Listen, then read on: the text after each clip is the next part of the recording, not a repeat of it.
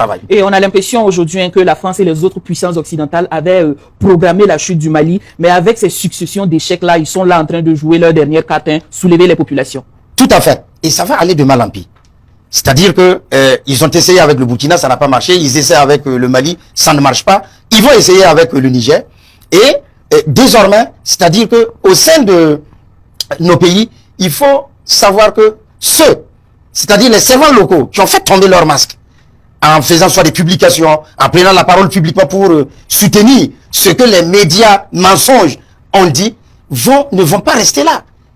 Ils vont continuer un travail sournois de sapage, de saupoudrage de la mentalité publique afin de faire réussir ce projet de déstabiliser un de nos pays. C'est pourquoi nous devons avoir justement un certain discernement.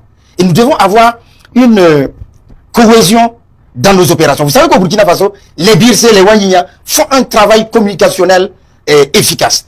Il faut qu'il y ait des BIRC, il faut qu'il y ait des Wanyinya au Mali. Qui donnent aussi la voix. Il faut aussi que les plateaux télé de l'AES, comme c'est par les analystes pour aussi expliquer la situation. Bien sûr, comme c'est 360 que je félicite au passage, offre des plateaux où la vérité de l'AES pourra être dite.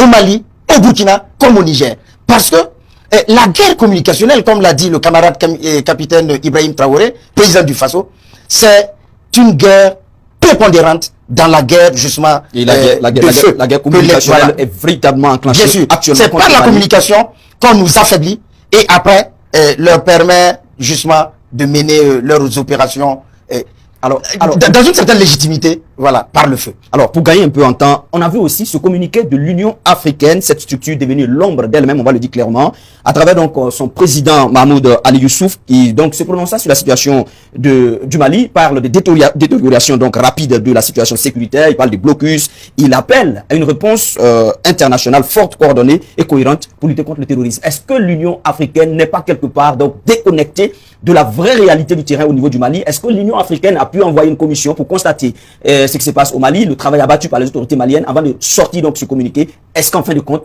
l'Union africaine participe à la propagande médiatique contre le Mali?